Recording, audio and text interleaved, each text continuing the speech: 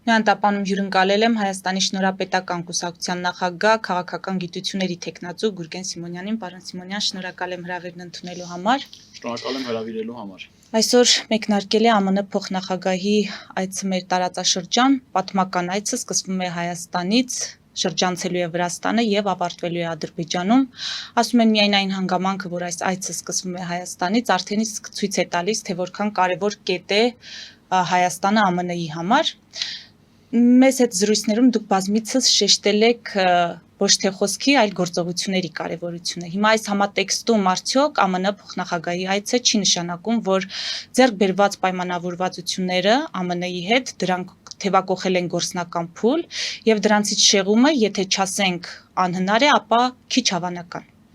Նախ բարի գալուստ, որ այդ աստիճանի Բարսասյան պետական պաշտոնյան պատմության մեջ առաջին անգամ գալիս է Հայաստանի Հանրապետություն, սա ես համարում եմ խիստ կարևոր եւ առանցքային։ Մենք ցավոք սրտի բախտ չենք ունեցել, որ այդպիսի հզոր երկրի Բարսասյան ղեկավարներ, օրինակ նախագահի մակարդակով այցել էին, թեպետ Վրաստան նման դեպք եղել է։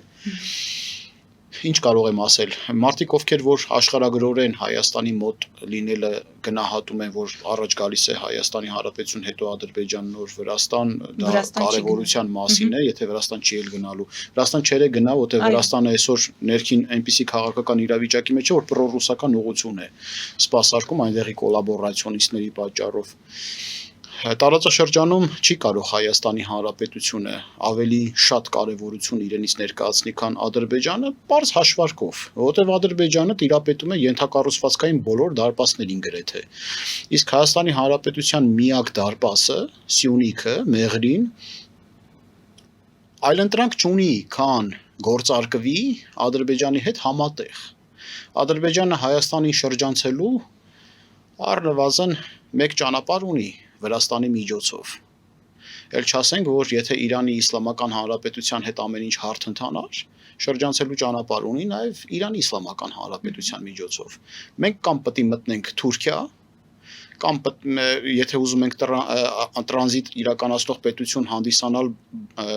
Աբաս նավահանգիստը կապենք Սև ծովին, ապա երկաթուղու համատեքստում դա առանց Նախիջևանի անհնարին կլինի։ Որտև Արաքսի հովիտով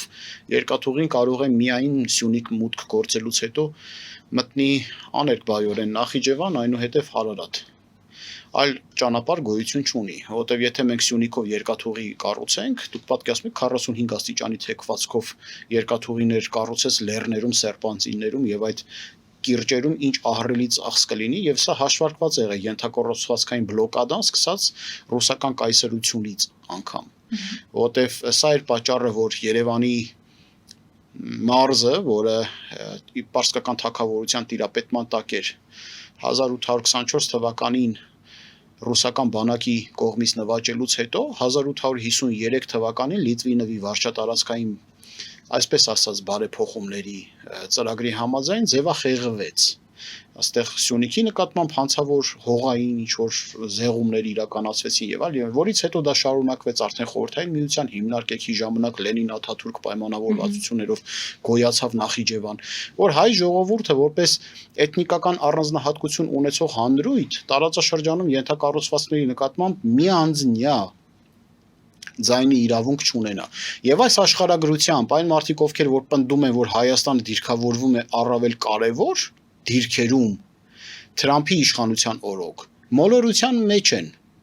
Այլ խնդիր, եթե հարաբերությունները հաստատվեին եւ զարգանային ռազմավարական ուղղությամբ Հայաստանի Հանրապետություն եւ Միացյալ Նահանգներ կոնգրես, ազգային ժողով եւ կոնգրես մակարդակում, այդ դեպքում Հայաստանը գուցե կարևորությամբ առաջնային լիներ, որտեղ քաղաքակրթական եւ ռազմավարական առումով հայ ժողովուրդը առանձնահատուկ տեղ ունի արևմուտքի համար։ Ինչու է գալիս Վենսը, պարոն Սիմոնյան, արդյոք այդքան ազատ ժամանակ ունի, որպեսզի հատկացնի տարածաշրջանին, նաեւ դուք ասում եք Բաքուն ավելի կարևոր է, իսկ արժե համակարգային իմաստով չէ, որ Հայաստանն է քրիստոնեական պետություն, իսկ քրիստոնյաների պաշտպանությունը Թրամփի վարչակազմի համար ամեն դեպքում կարևոր է։ Այն, որ առաջնայնությունը Բաքվի ձեռք դեպքերում է, դրա համար մերձ Կասպյան տարածաշրջան են անվանում, դրանում կասկած չկա, բայց ես չասեցի, որ Հայաստանը կարևոր չէ։ Կարևոր է, բայց դուք ասում եք Բաքվի հետ Ադրբեջանի հետ համեմատությամբ, այո, չունի, բայց այստեղ արդյոք մեր այդ քրիստոնեական պետություն լինելը մեզ չի առանձնացնում եւ ավելի շահեկան դիրքում չի դնում։ Էլիզա ջան, միջազգային հարաբերություններում կրոնական, քաղաքական, քաղաքակրթական, արժեհամակարգային հարթության վրա չեն հարցերը լուծվում, այլ շահերի մակարդակում։ Քեզ ինչ շահը որ պարտադրում է, դրա ուղղությամբ էլ քաղաքականությունը կվարես։ Սենտիմենտալ հանգամանքները ժամանակն է, որ մենք արդեն հասուն պետություն ենք։ Գոնե 40 տարվա ընթացքում պիտի հայ ժողովուրդը որպես քաղաքացի գիտակցեր, որ սենտիմենտները չեն գործում։ Ոչ թե մենք ապրում ենք ցավոք սրտի իրավունքի ուժի աշխարհում, այլ ուժի իրավունքի աշխարհում։ Հետևաբար, եթե դու ուզում ես, որ քեզ հաշվի առնեն, եղիր ուժեղ, տնտեսությամբ, զինված ուժով։ Չի գալիս արդյոք այդ գործընթացները ավելի առարկայական դարձնելու, նաև իր այցելությամբ եւ դա կբերի Հայաստանի զորացման, որովհետեւ համագործակցության մասին է խոսվում ոչ միայն միջուկային էներգիայի, այլև անվտանգության, կրիտիկական հանքանյութերի, այնտեղ կիսահաղորդիչների ոլորտում, էլ չեմ խոսում թրիփի մասին, պարոն Սիմոնյան։ Առաջին հերթին խոսեք թրիփի մասին։ Վենսը գալիս է կապիտալիզացնելու Նիկոլ Փաշինյան, Դոնալդ Թրամփ պայմանավորվածությունները անցուղու հետ կապված։ Մնացած առումով իհարկե խիստ ողջունելի այդ մոդուլային միջուկային կայանների ստեղծումը Հայաստանի Հանրապետությունում, բայց ես կարծում եմ, որ մենք այո, մոդուլային միջուկային կայաններ ունենալուն զուգահեռ մեր միջուկային ֆիզիկայի հետազոտությունները բարձր մակարդակին պահելու գործընթացով պայմանավորված պարտադրված ենք լինելու նաև խոշոր միջուկային կայան ունենալու հանգամանքում։ Մեզ առնվազն 800 մեգավատ հզորությամբ էներգաբլոկ հարկավոր է, բայց ոչ ռուսական տեխնոլոգիաներով։ Եկեք 800 մեգավատանոց էներգաբլոկներ ֆրանսիացիների հետ անենք։ Ինչ նախանգարում որ մոդուլային միջուկային կայաններ եկեք անենք ամերիկացիների հետ 800 մեգավատանոց միջուկային էլեկտրակայաններ սարքենք ֆրանսիացիների հետ, որովհետեւ մեկը դեմ է, ես օրինակ կողմ եմ։ Եվ առհասարակ նմանատիպ տնտեսական պրոյեկտներ, որ իրականացում են, առավել եւս այդ ձեր ասած բարձր առաջադեմ տեխնոլոգիաների առումով դա շատ կարևոր է։ Հույս ունենանք, որ հիմնարկիքը կդրվի։ Բայց ամբողջ գլխացավանքը գիտեք ինչու՞մ է։ Ինչն է։ Կորսված ժամանակը 7 տարի կորսված ժամանակ։ Էլ չասած, որ 7 տարի կորսված ժամանակը այս իշխանությունների ժամանակ։ Մնացած 30 տարի կորսված ժամանակներ նախքին աղետների ժամանակահատվածը կորսված 40 տարի ժամանակ կորցրեցինք։ 40 տարի։ Շատերը ինձ ասում են, գիտեք ինչ, ամբողջ աշխարհում իրավիճակը այնպեսին է, որ գերտերությունների պրեսինգի տակ շատ բան դու իզորու չես անես։ Ես ասում շատ լավ, անգամ եթե ժամանակների բերումով քո տեսակարար կշիռը, քո հնարավորությունները չես կարողացել բացազատես, որտեղ օբյեկտիվ պատճառներ էլ կային գլոբալ մակարդակում։ Բա լավ, նվազագույնը քեզնից կախված չէիր կարող անել։ Հանրակրթության բարեփոխումները, այն գրքերն ու դասագրքերը, որ մեր երեխաները սովորում են, ներսի կոռուպցիայի վերջը, այդ ծանոթ խնամի բարեկամ ԽՑԲ-ի նեպոտիզմ է դա կոչվում, սկզբունքի բացառումը կարելի էր անել, ինչու չի արվել, ենթակառուցվածքների շահագործումը, Միացյալ Նահանգներում յուրաքանչյուր նախագահ, որը նախագահել է Միացյալ Նահանգներում, պարտքն է համարել իր համար ամբողջ այդ մասշտաբային պետության շրջանակում ենթակառուցվածքների կառուցումը։ Մայրուղիները, որ դուք տեսնեք, միջնահանգային, ամեն կողմը 12 գիծ է։ 12 գիծ։ Այսօր որ նախագահան կարող է հպարտանալ իր կառավարման տարիների ընթացքում ինչ-որ մի ռազմավարական գործ անելու համար Հայաստանի Հանրապետությունում։ Ինչ է արել Քոչարյանը։ Ասում է բոլոր այն գործարքները, որոնք ես ժամանակին կնքել եմ եւ որոնց համար հիմա ինձ մեղադրում են, թե իբր 100%-ով ես այդ բոլորը հանձնել եմ Ռուսաստանին, դրանք ժամանակի լավագույն գործարքներն են եղել։ Այստեղից հարց է առաջանում, եթե լրագրողները ասում են, որ Քոչարյանն է արել, ապա պետք է հարցնեն, որ երկրի համար է արել։ Հայաստանի համար է արել։ Այդ դեպքում ինչու են մեր ռազմավարական նշանակության օբյեկտները այլ պետության։ Դե հենց դա եմ ասում, նրան ուղիղ հարց է տրվում, որ ձեզ քննադատում են, ասում են մեր բոլոր կարևոր նշանակության այդ օբյեկտները հանձնել եք Ռուսաստանին, իսկ նա արդարանում եւ ասում է, որ դրանք ժամանակի լավագույն գործարքներն են եղել Հայաստանի համար։ Այդպիսի մի անեկդոտ կա, բայց եթերում ասելու չի։ Այդ նույնն է ոնց որ վազը խրուստալից գցես ջարդես ու ասես ես եմ ջարդել։ Դե ամեն դեպքում Բրավո։ գիտակցումը չկա որ։ Գիտակցումը մեր մեջ կա, չէ՞։ Ահա։ Ժողովրդի մեջ կա։ Դրա համար 2%-ից ավել չեն բարձրանում։ Իրանց թեման շոշափելը, ժամանակավրեպը, իմ կարծիքով չարժել, ժամանակ ծախսել։ Ոչ մի ռազմավարական նշանակության։ Ենթադրենք Լևոն Տեր-Պետրոսյանը ասեր Հյուսիս-հարավ մայրուղին 12 գծով յուրաքանչյուր ուղություններով իմ ժամանակի կառուցվել։ Ռոբերտ Քոչարյանը ասեր ենթադրենք ռազմավարական նշանակության ջերամբարներ է կառուցել 20 հատ եւ ատոմակայան է կառուցել, որը Հայաստանի Հանրապետության տիրապետման տակ է։ Սերժ Սարգսյանը ասեր ժամանակակից մարդատար եւ բեռնատար երկաթուղիների համար հնարավորություն է ստեղծել եւ այն առաջարկը, որ իրան դիմել էին, որ Զվարթնոց օդանավակայանը 10 անգամ մեծանալու հնարավորություն ունի, տրանզիտ օդանավակայան դառնա, իր օրոք կատարվել։ Նիկոլ Փաշինյանը հպարտանար, որ կարողացավ լյուստրացիա իրականացնել, կարողացավ ենթադրենք լրտեսաթափ անի Հայաստանի Հանրապետությունը ադրբազատի հայ ժողովրդին վերապրուկներից, քաղաքական ուժերից եւ քաղաքական անձանցից պահեց Արցախը ատամներով։ Բոլորս կպած կլնեինք իր կողքը։ Եվ թող հպարտանային, ով չեր ուզի, մարդ առնվազն հիմար կլինի, եթե չուզենար, որ իրանց նախագահները եւ վարչապետը տապալ հաջողության հասնեին։ Դա հիմարության գագաթնակետն է։ Ամեն մեկս մեր տեղը նստած, զորնի բուն կաշխատեինք հանուն ընդհանուր պլանի։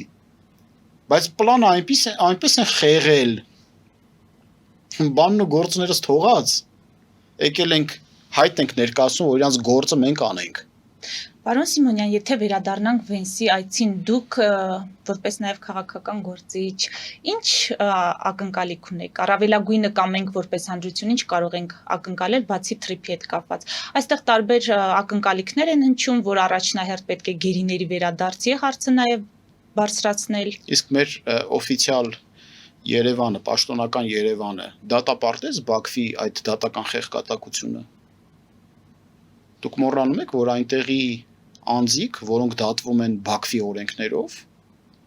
ամեն մեկը ահաբեկչական եւ անջատողական հոդվածներ վերցրած մարդիկ են,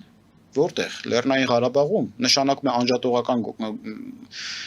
շարժում է ծավալվել Լեռնային Ղարաբաղում, որը անջատողականների եւ ահաբեկիչների միջոցով փոխվել է Ադրբեջանից եւ այնտեղ կառավարություն է տեղի ունեցել հայկական ահաբեկիչների կողմից, որոնք թալանել են Լեռնային Ղարաբաղի հանքարդյունաբերությունը, թալանել են ամեն ինչ, վնասել են բնությունը, մշակութային սպանդե են ենթարկել ենթադրենք իրենց այդ քոչվորների ինչ ունեն չգիտեմ ընդեղ եւ էթնիկ զտում են իրականացրել Լեռնային Ղարաբաղում դուք պատկերացնում եք ինչ ենք մենք վերցնելու մեզ վրա հայկական պետականությունը դատի են տալու այդ հոդվածներով միակ ուժը որը առաջինը Հայաստանի Հանրապետությունում դատապարտեց ամենաառաջինը ուրիշ ոչ մեկ չի եղել բոլոր նրանք ովքեր որ հետո դատապարտել են մեր ստատուսները տեսնելով են ողջևորվել դատապարտեց Բաքվում այդ դատական խեղկատակությունը դա Հայաստանի շնորհապետական կուսակցությունն է եւ մենք ասացինք որ աներկբաորեն պետք է պահանջենք որ հայատյացության բոլոր դրսևորումները դադարեցվեն այլ հարց է որ այդ խեղկատակները վերադարձվելուց հետո Հայաստանից նրանք պետք է վերադարձվեն աներկբայորեն որտեվ հայ են միայն այն հանգամանքը որ հայ են պետք է վերադարձվեն պետք է կանգնեն մեր արդարադատության առաջ ու պատասխան տան թե ինչի են 30 տարվա ընթացքում վարի տվել Լեռնային Ղարաբաղի հյութերը քամել են ամբողջ դիմադրողականությունը այդ այլ խնդիր է բայց ես զգուշացրել եմ հայ ժողովրդին արդեն քառորդ միլիոն մարդ իմ զգուշացումը տեսել է թե Նիկոլ Փաշինյանի անհեռատես քաղաքականությունը ինչի առաջ կարող է կանգնեցնել մեզ այսինքն այս մասով ակնկալիքներ Պետք է ունենանք, բայց ով կբարձրացնի, Վենսի հետով է հանդիպելու։ Նիկոլ Փաշինյանը։ Եթե Գուրգեն Սիմոնյանը հանդիպեր, կբարձրացներ այդ հարցը։ Նիկոլ Փաշինյանը չգիտեմ, կբարձրացնի թե ոչ։ Ես հույս ունեմ, որ Վենսի այցելությամբ ոչ միայն մերկանցիլ շահերի պայմանավորվածությունները առաջ կտանեն, այլ նաև Միացյալ Նահանգներ փոխստեկ համագործակցությունները այն աստիճանի զարգանա, որ կոնգրեսի հետ պայմանագիր վավերացվի։ Իսկ մենք գիտենք նոյեմբերի 6-ին կոնգրեսում փոփոխություններ են ակնկալվում։ Դուք չեք պատկերացնում դեմոկրատները ինչ մեծ հեղինակություն ունեն Միացյալ Նահանգներում, անգամ ավանդական այն նահանգներում, որտեղ ավանդաբար հանրապետականները առաջ էին, օրինակ Տեխասում։ Դուք պատկերացնում եք կոնգրեսում, եթե հանրապետականները փոքրամասնություն դառնան, դեմոկրատները մեծամասնություն, ինչ կարող է տեղի ունենալ։ Նախագահի իմպիչմենտի հարց կարող է բարձրացվել։ Մի մոռացեք, որ Միացյալ Նահանգները նաև կոնսերվատիվ պահպանողական եւ ավանդական արժե համակարգների ջատագող երկիր է։ Դուք ֆիլմերից էլ եք տեսել, չէ՞, այնտեղ ամեն անգամ սեղանի շուրջ հավաքվելուց հետո ընտանիքները հաց ուտելուց առաջ աղոթում են։ Մենք առաջի քրիստոնյա ազգն ենք, այդպիսի ավանդույթներ պահել ենք, ոչ, որովհետև Խորհրդային Միությունը մեզ ուղղակի խեղտամահ է արել։ Հիմա որոշակի էլի մոսկովյան շոկոլադների սիրահարներ ժամանակին, որ մի երկու անգամ պիցուն դահում հանգստացել են իրենց երիտասարդությունը հիշելով ինձ կմեղադրեն, թե այդ ինչ էր Խորհրդային Միությունը, ինձ ասում են դուք Խորհրդային Միությունը մեղադրում եք, բայց ինդուստրիան բերեց Խորհրդային Միություն։ Դուք առհասարակ պատմությունից տեղյակ եք, դուք գիտեք, որ ժողովրդավարական խորհրդարանական կարգերի վրա հիմնված Հայաստանի առաջին հանրապետությունը ինչ կարող էր դառնալ, եթե մեզ չզավթեին կարմիրները։ Դատարկապորտներ, ստեղ էլ ավելացնենք, որ հələ մի բան էլ այնքան դատարկապորտ են, որ չեն հասկանում, որ գիտելիքը տարիքի հետ կապ չունի։ Եվ գիտության մարդը, երբ որ գիտելիք է հայտնում, ոչ թե զուբրյոշկա է արել, այլ դա տիրապետում է։ Լավ կլինի համեստություն ունենան ու սովորեն։ Լսենք գոնե առնվազն պարզ։ Հիմա եթե փոփոխություններ կարող են լինել կոնգրեսի հետ կապված ու ասենք 2027-ին անկանխատեսելի նախագահի իմպիչմենտի հարց առաջանա, մենք երաշխիք ունենք, որ Վենս Փաշինյան, Թրամփ Փաշինյան պայմանավորվածությունները կհարատևեն։ Երաշխիք չունենք, չէ՞։ Դրա համար այստեղ ամբողջ խճանակարը եկավ փակվեց։ Գուրգեն Սիմոնյանը ոչ թե դեմ է հայ-ամերիկյան համագործակցություններին, ես պայքարել եմ դրա համար։ Այլ ես կողմ եմ, որ մեզ չբռնազավթեն անհատներ։ Մենք փոխստեք համահավասար պայմանավորվածություններ ձեռք բերենք պետությունը որպես պետություն, այլ պետության, Միացյալ Նահանգների պետության հետ։ Սա է գրագետ ճանապարհը։ Եվ ինչի ենք Միացյալ Նահանգների հետ պայմանավորվելուն զուգահեռ մերժում եվրոպական պետություններին։ Կարծում եք մերժում եք։ Ենթադրում եմ։ Ինչու։ Ենթադրում եմ, որովհետև ես Ֆրանսիայի Բարսաշյան պաշտոնյաների կողմից ակտիվ այս ուղղությամբ որևէ աշխատանք չեմ շոշափում, իսկ նրանք իմ ուշադրության կիզակետում են։ Եվ օրինակ համար Եվրոպա մի քանի պետություններ կան, որոնց հետ կարելի է ռազմավարական հարաբերություններ զարգացնել։ Ինչի չենք դա անում։ Դե Գերմանիայի հետ հիմքը դրվեց։ Ֆրանսիան բա ինչի ենք ուր անում։ Ֆրանսիայի հետ սպասվում է ակնկալվում է սա ներքին ինֆորմացիա։ Մեռանք սպասելով 7 տարի սպասում ենք։ Պարոն Սիմոնյան։ Ուրա, առաջ Աստված։ Առաջ Աստված։ Եվ էլի մենք վերադառնում ենք մեր ողբին, ինչի կորցրեցինք 7 տարի։ Հիմա էլ հավակնություններ եք դրսևորում, որ նորից էլի վերընտրվեք։ Դառնակ աննախադեպ պատմության մեջ մի եզակի երևույթ Հայաստանը քամուն տված լիդերի, որը 13 տարի է ղեկավար։ Պարոն Սիմոնյան, այս ամենը Լևոն Տեր-Պետրոսյանը 8 տարի մնաց։ Այն էլ ես կարծում եմ, որ դրսի կուրատորները ասեցին գնա ժամանակն եկելա բերն մյուսին։ Մյուսը եկավ 10 տարով, այն մյուսը եկավ 10 տարով։ Հիմա որ լավից պետքա դու 13 տարի լինես։ Անգելա Մերկելն է, Հայաստանը Գերմանիան է։ Գոնե այնքան շնորհք ունենայիք ձեր խմբակցության, ձեր ֆրակցիայի մեջ ուրիշ ֆիգուր բերեիք։ Որովհետև մեկը չի ասում ԿՊ-ն թող չմասնակցի։ Այդ ժողովուրդն է որոշելու ԿՊ-ն արժանի է թե ոչ։ Ֆիգուրը փոխեիք գոնե։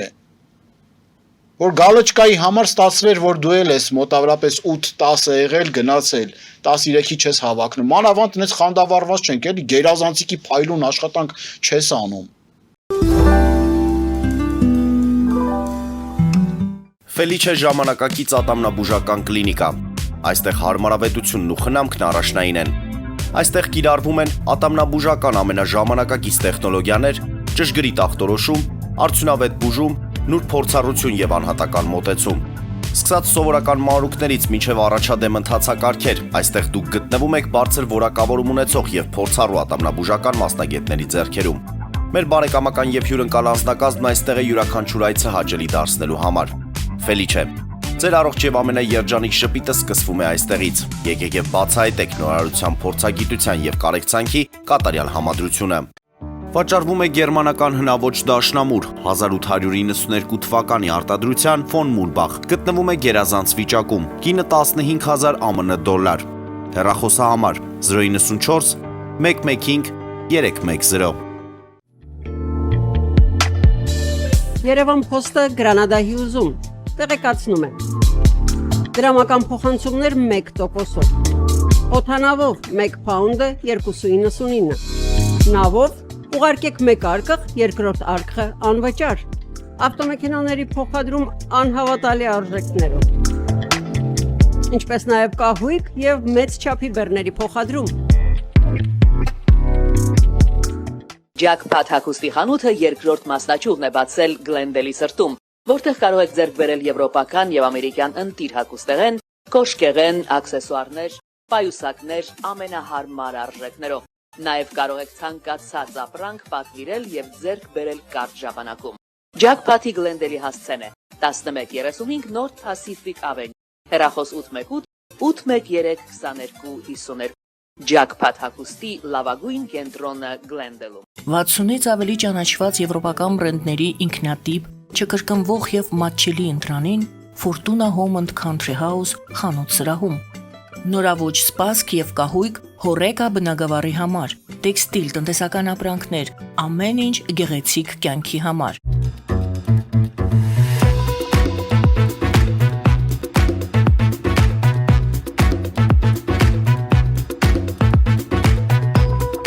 Արարատ ռեստորան, ընտանեկան եւ ընկերական ժամանցի լավագույն հասցե, սիրված արտիստներ, հյուրընկալ մթնոլորտ, հարուստ ճաշացան, անմահական խորտիկներ։ Արարատ ռեստորան, հասցեն անփոփոխ, սիրով սպասում ենք ձեզ։ Լավագույն պաղպաղակ, բնական, համեղ եւ մատչելի գներով պաղպաղակը կարող եք ձեռք բերել բոլոր հայկական խանութներում։ Պահանջեք հայկական պաղպաղակ, Թամարա պաղպաղակ։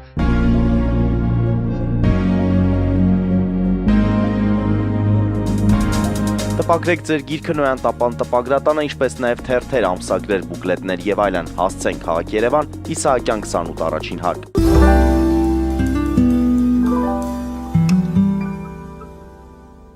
Պարոն Սիմոնյան, այս այցը կարող է կապ ունենալ Իրանի շուրջ զարգացումների հետ, թե այստեղ այդպիսի կապեր տեսնելը։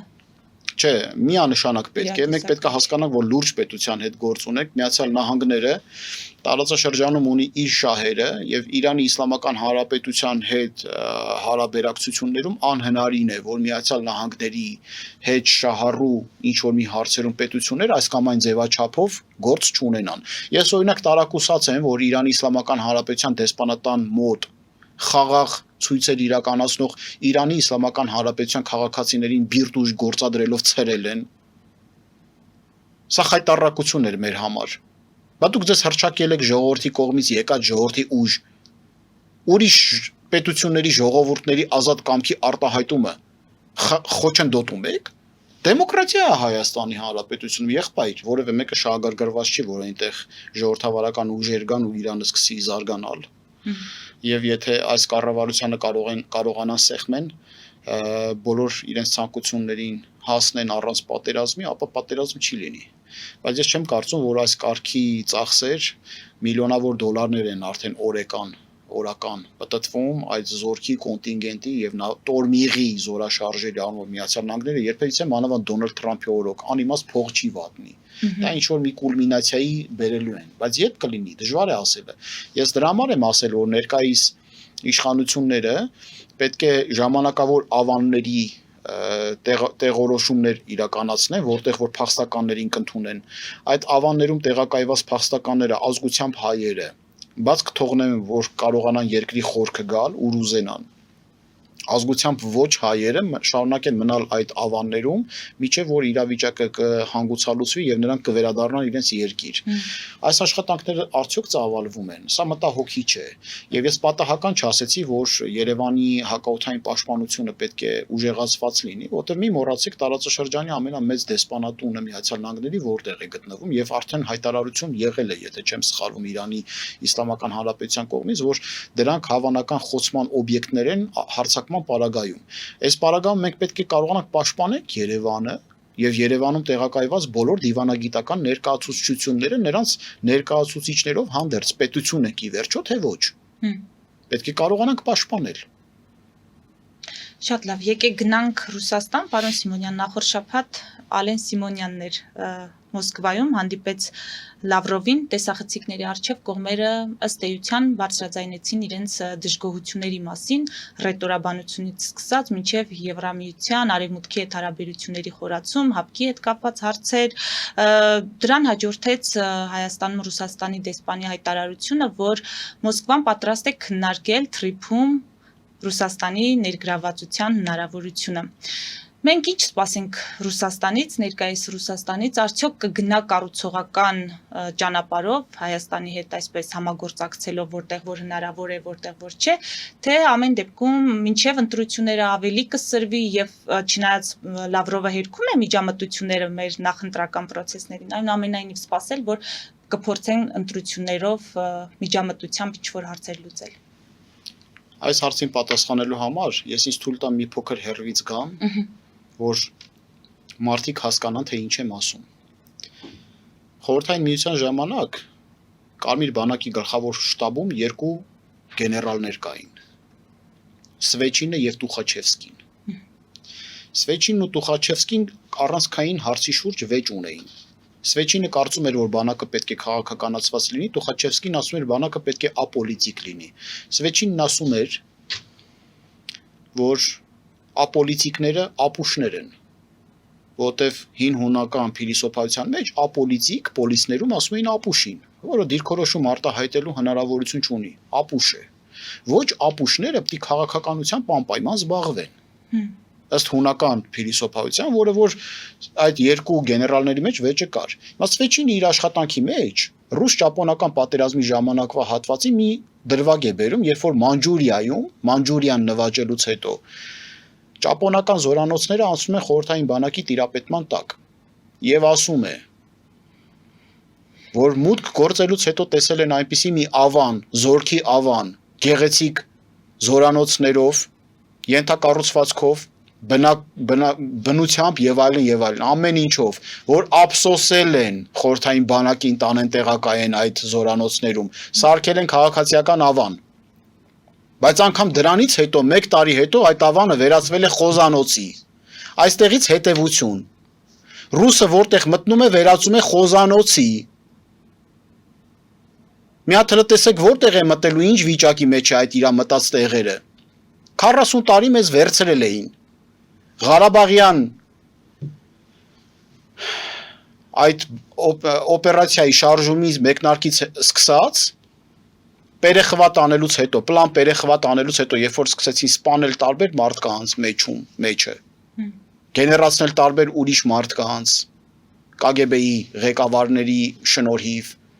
40 տարի ինչ են արել, մի հատ հələ դուք երբևիցե,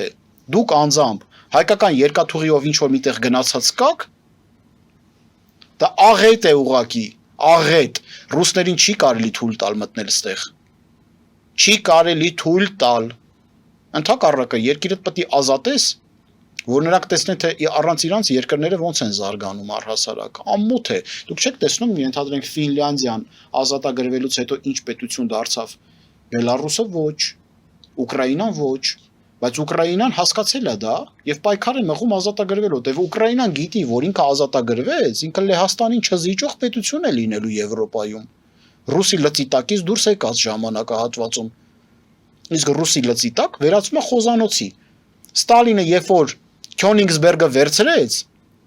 մի հատ հələ մտեք հին նկարներում Քյոնիգսբերգը ինչպիսի մայրաքաղաք էր Պրուսիայի եւ Կալինինգրադ դառնալուց հետո ինչի է վերածվում։ Եվրոպայի սրտում է, չի կարելի բորշ ուտելու համար վերկանալ գնալ Մոսկվա։ Գնացել ես այնտեղ փոխադարձ մեղադրանքներ լսես վերկանաս գաս, ես ենթադրում եմ, որ գնացել են այնտեղ երկաթուղիների մասին խոսելու, բայց այդտեղ խոսելու ոչինչ չկա, ամեն ինչ արդեն ասված է եւ ամեն ինչ արդեն չարված է։ Ինչ պետք է արվեր, պարոն Սիմոնյան։ Ազգայնացվեր։ Ճիշտ այնպես ինչպես արվեց հեծի հետ։ Միանշանակ ազգայնացվեր, Ես չգիտեմ հեծ ազգայնացվում է թե ուրիշ կառավարիչ է տնտեսվարող լինելու եւ յուրացնելու են, չգիտեմ, բայց այն որ պետքա խլվի ձեռքներից չարված գործի համար, նույն հեծը 16 թվականի էլեկտրիկ Երևանից հետո մենք հույս ունեինք, որ կզարգանա ենթակառուցվածքներ, ինչ տեղի ունեցավ։ Մի հատ կայծակա լինում գյուղերում հոսանքը գնում է։ 18-րդ դարն է։ Անկամ ամանորին է։ Ամանորին, այո, մարդիկ կային հոսանքազրկված եղել են։ Օրը 3 անգամ հովհարային անջատումներ ձյուն է գալիս, զանգում ես, ընկած լար են, այդ աբրիվի տեղն են ման գալիս չոլերում։ Բալավ դա աշխատանք է, դա ենթակառուցվածք է։ Չասել, որ մենք էլ ենք հասկացել, որ ռուսների հետ ամեն դեպքում լավ ապագա մեզ չի սպասվում, թե հանրային մակարդակով, թե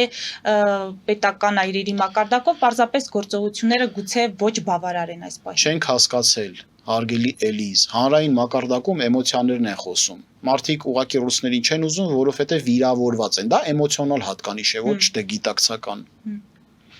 Էմոցիոնալ հատկանիշ է, Ղարաբաղը չպահեցիք, մեզ դավաճանեցիք, դրա համար գնացեք։ Ոչ թե գնացեք, որովհետև մենք ձեր հետ ձեր լծի տակ լինելով հանդերձ չենք կարողանում զարգանանք, բարձ հաշվարկներ։ Ես ձեզ ասեմ, անգամ մարդու ադապտատիվ հատկանիշները վտանգավոր երևույթ են։ Ցեխին էլ է մարդը ադապտացվում։ Լավ կյանքի ակնկալիքները մարդկանց մոտ կորած է։ Երևի 0-ից պիտի բոլորին բացատրենք լավ ապրելը ինչ է նշանակում, որ ցանկանան ավելին կյանքից։ Չհամակերպվեն այն բնակալեզներին նետած մնացուկներով, որը որ նետվում է։ Գիտակցական չի Ռուսաստանին մերժելը։ Նշանակում է մեծ է նաև փափուկուժով միջամտելու այդ։ Այո, երբ որ ներողություն խնդրեն, բան անեն, կարող անգամ ազդեն դրա վրա։ Դա շատ վտանգավոր է։ Ես դրա համար կոչ եմ անում, ասում եմ սիրելի քաղաքացիներ, ռուսը մեզ դավաճանել է, այո, դավաճանել է, մեզ ուղղակի մանրադրամի նման խուրդել է։ Բայց սա պետք է չլինի թիվ 1 խնդիրը, ինչու պետք է մենք ձերբազատվենք նրանցից։ Թիվ 1 խնդիրը պետք է լինի այն, որ առանց նրա մենք կարող ենք դառնալ այն երևակայելի ավելի զարգացած երկիր, քան եղել ենք։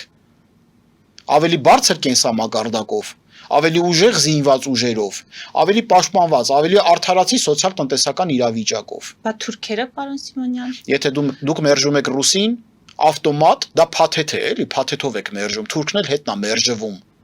Այսինքն բազայի չգոյությունը չի խոչընդոտելու։ Բացարձակ։ Քանի անգամ ենք մենք ձեզ մոտ հարցազրույց ունեցել ու ասել, որ ռուսական ռազմաբազայի քանակությունը այն կրիտիկական նշանակությունը չունի, որ Էրզրումում տեղակայված 114-րդ զինված ուժերի բանակի տեղաշարժը կասեցնի։ Սա ինքնախաբեություն է, անգամ ադրբեջանական հերոսակա խմբերը ստիպում էին, որ նրանք փախչեն տարբեր հատվածներից։ Այո։ Արցախում տեսել ենք։ Արցախում էլ, Հայաստանում էլ եք տեսել, Սյունիքում էլ եք տեսել։ Նրանց ֆիզիկական ներկայությունը 0 նշանակություն ունի։ Նրանք ձեր դեմ են։ Պետք է խոսենք, որ այդ գիտակցությունը փոխվի։ Գիտակցությունը գիտեք այդ տրամադրությունը փոխվի։ Նայեք, բոլոր պետություններում մարդկանց մենթալ համակարգի վրա մեծ ազդեցություններ ունեն զանգվածային լրատվամիջոցները։ Վինստոն Չերչիլը ժամանակին ասում էր. «Տվեք ինձ երկրների զանգվածային լրատվական միջոցները, եւ ես ցանկացած հանրույթից կստանամ խոզերի զանգվածի»։ Հիմա վերլուծաբանները, որոնք ամիսը 1-2 անգամ են գալիս նույն բանը կրկնում, այլ է։ Եվ այլ է, թե զանգվածային լրատվամիջոցները ինչ են գեներացնում ամեն անգամ իրենց ընդհանուր չաթերում, երբ որ գրում են ինչ են ուզում լուսաբանեն։ Դուք ընկած եք խայփի հետևից։ Դուք կերակրում եք ներկայիս իշխանությունների նարատիվները։ Դուք ի նկատի չունեմ հենց անձամբ ձեզ։ Մեծ մասամբ, օբյեկտիվ լրատվականների իհարկե կամ մեծ մասամբ, դուք կերակրում եք ներկայիս իշխանությունների առաջ քաշած ընդդիմադիրներին, դուք կերակրում եք նախկիններին, դուք կերակրում եք նրանց առաջ քաշած նարատիվները, որ այս ընտրությունները պատերազմ ցանկացողների եւ պատերազմ չցանկացողների մեջ են։ Հետո ուզում եք, որ իրավիճակ փոխվի, չի փոխվելու, որտեղ մեր ժողովուրդը ներքին իմաստնություն ունի։ Եվ այդ անձնական վիրավորանքը սարքել է քաղաքական կատեգորիա, ինչը շահեկան է մեզ համար, բայց գիտակցական մակարդակում, որպեսզի հասկանան, թե ինչ է տեղի ունենում, զանգվածային լրատվամիջոցները ունեն միսիա իրանց վրա, որը տապալում են։ Այնպես որ Հայաստանի դժբախտությունների մեջ 4-րդ իշխանությունը թող իր մեղքի բաժինը փնտրի։ Եկեք արդարության համար կռիվ տանք։ Ամփոփենք այո։ Գոնե մի անգամ արդարության համար կռիվ տանք։ Ստեղծենք այն պետությունը, որին մենք ի վերջո արժանի ենք ամբողջ ազգով։ Ես չեմ կարծում, որ հայ ժողովուրդը ստեղծված է տառապելու համար, մաքարելու, մի կերպ գոյատևելու համար։ Մեր մեջ կա արժանապատվություն, հայ ժողովուրդը տիեզերաստեղծ ժամանակների տիրապետող արարիչ ժողովուրդ է, որ ստեղծելու մեծ ձիրք ունի եւ ինտելեկտուալ ահռելի մեծ հնարավորություններ։ Եկեք բացազատենք ու ի վերջո 21-րդ դարը դարձնենք մերը։ Շնորհակալ եմ։ Շնորհակալություն։ Մեծ դիտողներին հիշեցնեմ, որ զրուցում էի Հայաստանի Շնորհապետական Կուսակցության նախագահ քաղաքական գիտությունների թեկնածու Գուրգեն Սիմոնյանի հետ։ Մեր ուղիղ եթերները կարող եք դիտել Patreon-ում, նաև այդ հարթակում աջակցել մեզ էկրանին երևացող QR կոդով։